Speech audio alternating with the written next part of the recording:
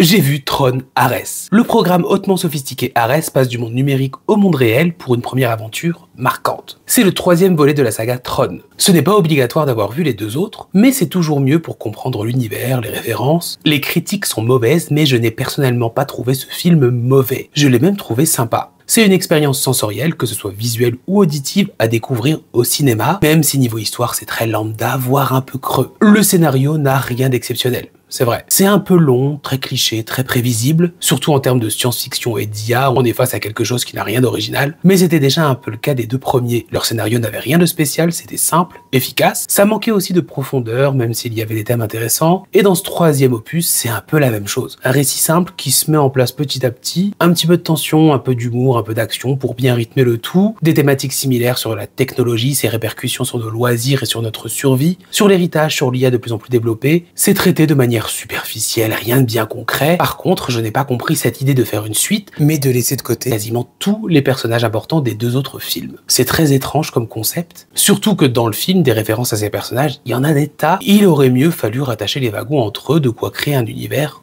cohérent. Dans celui-ci, on a tout un nouveau panel de personnages, la majorité n'a rien d'intéressant, on reste sur des rôles stéréotypés qu'on oubliera vite. Je n'ai retenu vraiment qu'Ares, Eve et Athéna qui restent le trio principal. Niveau réalisation, c'est très impressionnant. Techniquement, on ne peut quasiment rien reprocher au film. La direction artistique sobre, lisse avec tous ces néons, très cyberpunk et bien présente. Les effets spéciaux sont excellents, la mise en scène aussi est excellente, surtout au cœur de l'action. D'ailleurs, ces scènes d'action sont très réussies. La BO est géniale, très immersive. Et pour le casting, Jared Leto s'en sort bien, Greta Lee aussi, les autres en font un peu trop ou sont trop absents.